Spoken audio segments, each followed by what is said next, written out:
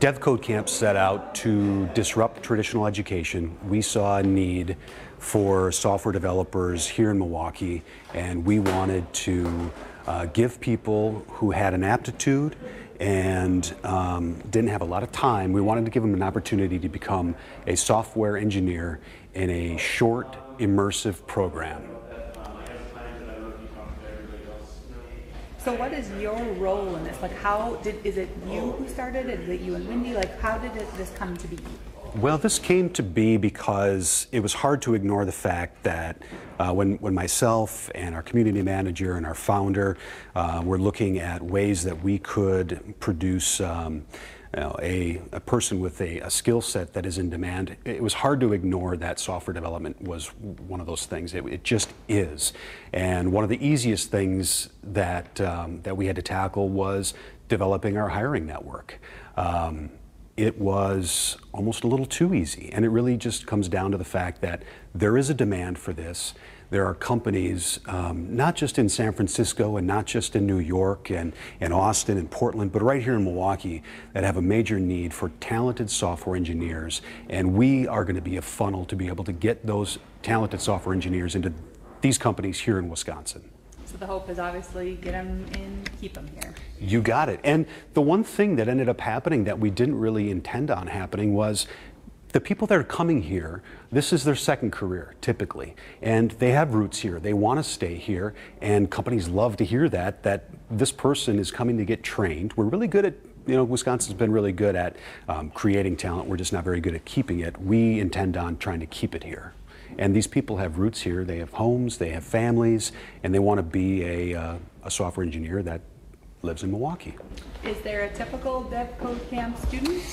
The typical devCodeCamp student is somebody who likes to solve problems. It isn't somebody who is wicked smart at math or wicked smart at science. It's somebody who sees a problem and wants a tool set that can solve the problem.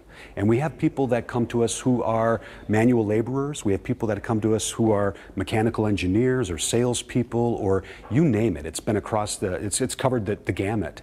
And they all have one thing in common. They are driven, they have an aptitude, they are persistent, and they want to solve problems. They want to make meaningful things with code.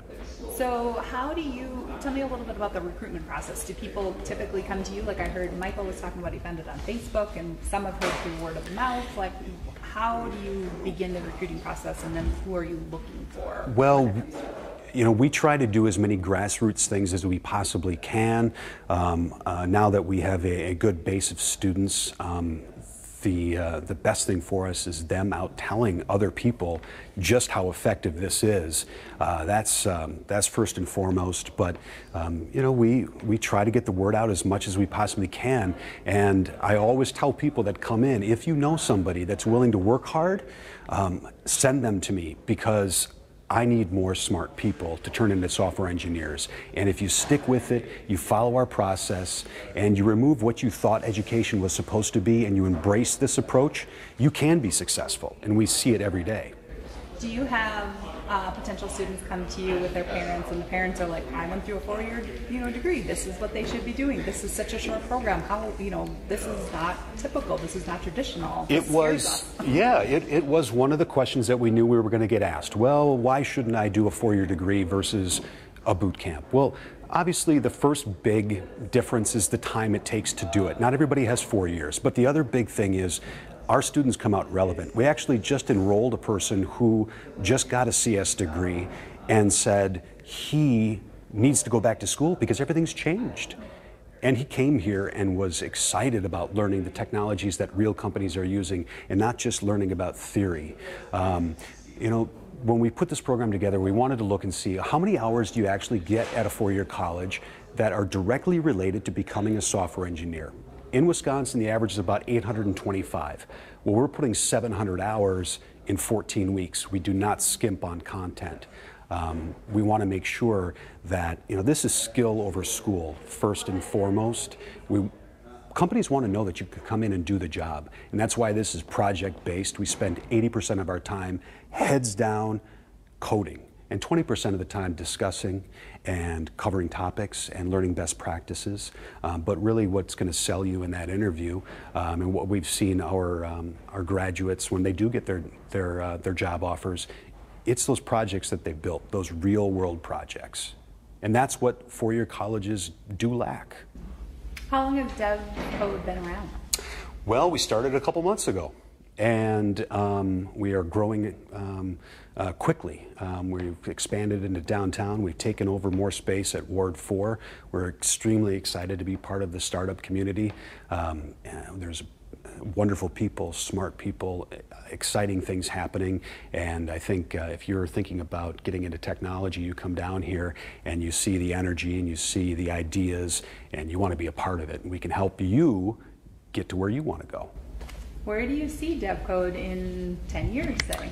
I want to see us everywhere, because there are so many cities and so many people that don't have an opportunity for something like this because they've been served one solution to a problem, and that solution doesn't fit everybody. I want to expand. I want to bring it to as many cities as we possibly can. We're looking at heading into Madison next week and exploring some opportunities there. Partnering up with Generator and sharing some space. And I think Madison is a perfect place for something that, something like devCodeCamp. Sounds like it would be good, like you said, everywhere. Everywhere. When you said people send them to me, what's the best way to get a hold of you or to learn about DevCode? Well, the best place to start is go to our website, devcodecamp.com. We've got everything that you could possibly imagine you would need to know. And then I want you to come down, talk to us, ask us questions, see the facilities, talk to students, talk to the instructional staff. You know, that was one of the hardest things for us to do when we were putting this together, was we needed not only extremely talented software engineers to teach, but we needed them to be empathetic, and we needed them to be patient and passionate. And we found a staff that fits all of those needs. And it really shows when you ask a student, what's your experience like? It's always positive. And all of them are like, you don't really need to have that much experience. You just need to be, like what you said, problem solving. They all gave that answer. You don't need to be, you know, there are a lot of myths about software engineering that you need to be a genius in math. And you need to have some basics, yeah. We're not going to tell you that, but at the end of the day, you need to be able to be a person who identifies a problem and wants to get after it and solve it. And we'll give you the tools and the knowledge to do it. So let's say Friday night at 10 o'clock, there's a student sitting there who's, you know, 17, 18, getting ready to graduate high school, and they're like, maybe I should do this. Like, what would you tell them? If somebody's thinking about becoming a software engineer, I would say look at all of your options. We are one option, and we are a very effective one. And if you want to become a software engineer, that's all we produce. And we are going to make sure that you come out relevant, experienced, you have lots of projects to show a potential employer, and get a job offer. And there's money to be made. Our graduates, after a 14-week program, see an average salary of $55,000 a year.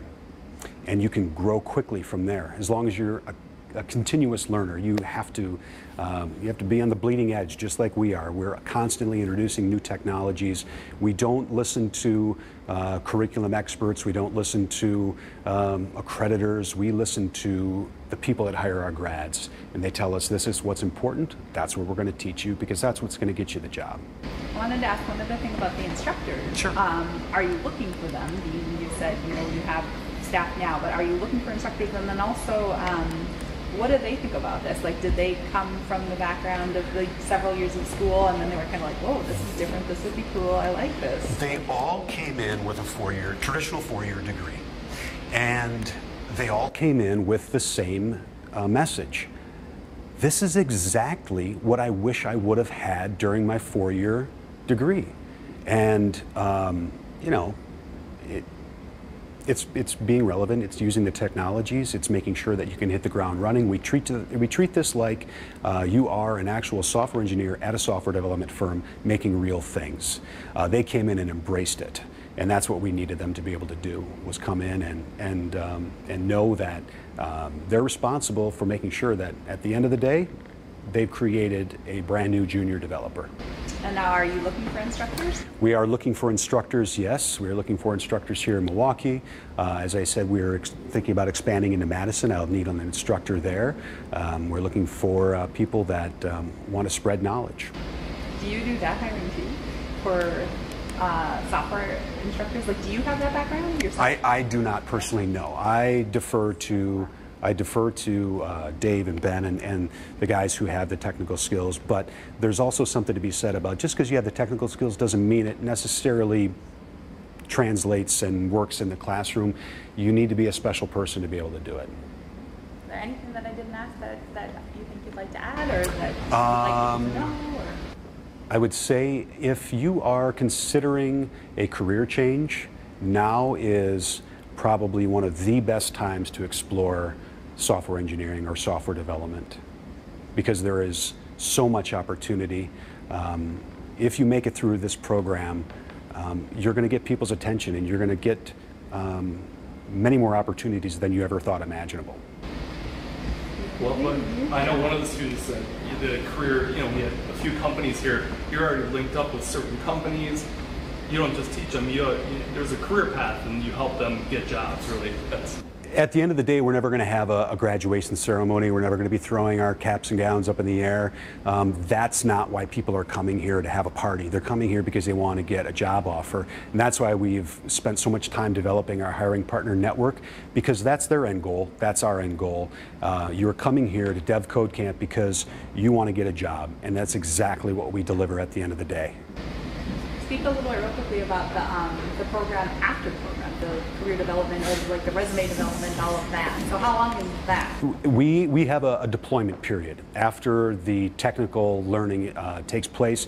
It's 4 weeks, and it's a little bit more loose as far as the schedule goes, but critically important. We work on your communication skills, we work on your resume building, we work on preparing for interviews, phone screens. We do all of these things to make sure that you make those mistakes in front of us rather than in front of a potential employer.